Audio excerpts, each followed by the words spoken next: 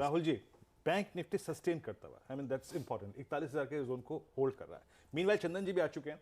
एक तो ये बताइए क्या कि अगर मैं इंडेक्स को ना छूऊं इस वक्त, एक स्टॉक पकड़ना हो प्री बजट, तो क्या पकड़ेंगे? उसके बाद चलते हैं चंदन जी के पास। देखिए, बैंकिंग में एचडीएफसी बैंक मुझे हेड एंड शोल्डर्स पूरे बैंकिंग पैक में सबसे मजबूत लगता है। तीन रीजन है। सबसे पहले तो बैंक निफ्टी और एचडीएफसी बैंक का जो रिलेटिव चार्ट है आप देखोगे तो वहां पर 2 साल के अंडर परफॉर्मेंस से बाहर निकल चुका है। प्राइवेट बैंकिंग में भी सबसे बेहतरीन आउट परफॉर्मेंस यहाँ पर देखने को मिल रही है, यानी कि रिवर्सल देखने को मिल रहा है। मेरे हिसाब से आप अगर डिलीवरी में लेना चाहते हैं, पोजीशन लेना चाहते हैं, दोनों हिसाब से मुझे लगता है एचडीएफसी बैंक में रिस्क रिवॉर्ड बहुत फेवरेबल है।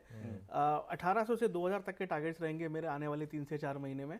और यहाँ पर आपको बाय एंड होल्ड, यानी कि आप डेरिवेटिव में भी ले सकते हैं, कैश में भी ले सकते हैं। स्टॉप लॉस आपको लगाना है इसके जो लास्ट जो जनवरी मंथ के लोज थे 1560 का स्टॉप लॉस लगाइए और लॉन्ग कीजिए। आपके व्यू को अगर किसी कॉल से खेलना है तो कौन सी स्ट्राइक अच्छी रहेगी? देखिए, मेरे हिसाब से 1650 का जो कॉल ऑप्शन है वो आइडियल रहेगा। पूरा महीना पड़ा है हमारे सामने और थोड़ा सा आउट ऑफ द मनी जाके इस कॉल ऑप्शंस के जरिए पार्टिसिपेट किया। ओके, चलिए चंदन आपके पास मैं आ रहा हूँ, लेकिन क्योंकि सवाल एचडीएफसी बैंक का कर दिया है आपने, तो गुरमीत को कैसे नहीं इन्वॉल्व करें इसमें। उनकी पिन ट्वीट मेरे ख्याल से वही है। तो गुरमीत, एचडीएफसी बैंक, अब असल में मैं इसलिए पूछ रहा था ये आपसे क्योंकि इतने सालों से आपने ट्रैक किया, मेरे ख्याल से आपने काम भी किया इनके लिए, और वो ईसॉप्स भी अभी तक संभाल कर रखे हैं शायद, मेरे ख्याल से थोड़े मिस हो गए, लेकिन ठीक है, वो तो खैर उसका तो कोई अंत नहीं है, ठीक है, इच्छाओं का तो अभी 3 साल इसने अंडर परफॉर्म किया। अब मार्केट ने पिछले 1 महीने में एक मूव दिखाया, आईसीआईसीआई बैंक से पैसा निकल कर जा रहा था एचडीएफसी बैंक में, फिर उसके बाद ये अदानी फैक्टर आया, उसकी वजह से मार्केट गिरा, जो भी हुआ। अब इस समय आपको क्या लग रहा है कि एचडीएफसी बैंक वो जो एक स्लीपिंग जायंट क्या अवेकन हुआ है, या फिर अभी भी थोड़ा स्लीपी रहने वाला है ये अगले 2-3 साल के लिए?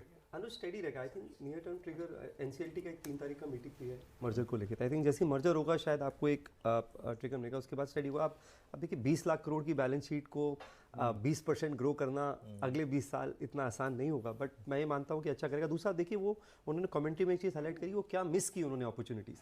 तो इस इन्वायरमेंट में हम कैरिड अवे नहीं होना चाहिए क्रेडिट ग्रोथ से। आप कौन सिलेक्टिव, क्योंकि क्रेडिट ग्रोथ तो सिस्टम में है। दूसरा बोरिंग मिक्स चेंज हो गया ना, क्योंकि ईसीबी बोरिंग कम हो गई, बॉन्ड यील्ड्स बढ़ गई है, तो थोड़ा बैंक क्रेडिट ग्रोथ उस वजह से भी बढ़ा है। तो आप किस को कहते हैं ना क्रिकेट में, आप कौन सी बॉल छोड़ रहे हैं वो भी बहुत इंपॉर्टेंट है जब क्रेडिट ग्रोथ बढ़ रहा है। और साथ में डिपॉजिट ग्रोथ देखिए आप, 20-22% का डिपॉजिट ग्रोथ है, वहाँ मुझे लगता है डिफरेंशिएशन आएगा। तो जो लाइबिलिटी साइड पे स्ट्रॉन्ग है उससे ध्यान दीजिए। क्रेडिट साइड अच्छी तेज, उसमें स्टॉर्म में तो सब अच्छा करते हैं, सब बैंक की क्रेडिट ग्रोथ आएगी। आप कौन सी अपॉर्चुनिटी छोड़ेंगे क्रेडिट में कि ये नहीं करना है कि आगे जाके एनपीए बन सकता है, वो इंपॉर्टेंट है। अच्छा, एक और थीम जो स्क्रीन पे अच्छा कर रही है, मैं चंदन जी को इंट्रोड्यूस करूँ। चंदन, गुड मॉर्निंग, कार्यक्रम में स्वागत है इस बजट कवरेज पे सीएनबीसी आवाज की। एक स्टॉक देखिए आप, पॉलीकैब, ये इस मंच पे काफी डिस्कस भी हुआ है and heading to its all time high. इस पे एक राय रखिएगा। Housing finance, real estate space, real estate ancillary, इस पर आपका टेक और आपका कन्विक्शन ट्रेड आपका इस पर। बिल्कुल, नमस्कार, और सबसे पहले पूरी टीम को बहुत बहुत आभार, धन्यवाद। देखें, पॉलीकैब की बात करें तो one of the strongest counter है। निफ्टी ऊपर के लेवल से करेक्ट हुआ है, उसके बावजूद भी बड़ा रेजिलियंस है। काफ़ी अच्छे डिलीवरी वॉल्यूम्स इस काउंटर में मार्क हुए हैं। ओपन इंटरेस्ट एडिशंस भी कंटिन्यूसली इंटेक्ट है। 86-88% के ज़्यादा से जो रोल ओवर यहाँ पे देखने को मिले थे। और डेटा सेटअप ये इंडिकेट कर रहा है कि मौजूदा लेवल से 10 से 12% भी रैली बननी चाहिए। बट इमीडिएट ट्रेडिंग सेटअप की बात करें तो यहाँ पे लगभग 2920 का सपोर्ट रहेगा। मेरा मानना है 3025 से लेके 3050 से लेके 3100 तक के मूवमेंट यहाँ पे बनने चाहिए। तो बिल्कुल पॉजिटिव हुआ है और पॉजिटिव स्टेंस के साथ प्ले करना चाहिए। ये एक ऐसा काउंटर रहेगा जो मार्केट से आउट परफॉर्म भी कर रहा है, और मार्केट चलेगा तो और ज़्यादा स्ट्रेंथ यहाँ पे बनेगी। अब ट्रेडिंग सेटअप की बात करें तो मेरा ध्यान कुछ ऑटो और कुछ प्राइवेट बैंक्स और कुछ बैंक्स नेम पे रहेंगे। तो टीवीएस मोटर पे मैं फोकस करूंगा।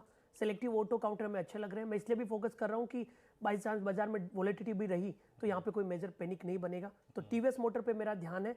कंटिन्यूसली यहाँ पे पॉजिटिव प्राइस पैटर्न बने हैं। वीकली चार्ट में जो नेगेटिव पैटर्न थे वो निगेट होकर मेजर सपोर्ट से स्टॉक टर्न हुआ है। तो यहाँ पे खरीदारी की सलाह रखेंगे। 1025-1028 के आसपास के सपोर्ट रहेंगे। हमारा मानना 1100-1110 तक के लेवल यहाँ पे बनेंगे। तो टीवीएस मोटर को ऑटो पेक में यहाँ पे हम खरीदारी की सलाह रखेंगे। ओके, ठीक है। बता दें कि मनी कंट्रोल पर दिए गए विचार एक्सपर्ट्स के अपने निजी विचार होते हैं। वेबसाइट या मैनेजमेंट इसके लिए उत्तरदायी नहीं है। यूजर्स को मनी कंट्रोल की सलाह है कि कोई भी निवेश निर्णय लेने से पहले सर्टिफाइड एक्सपर्ट की सलाह लें।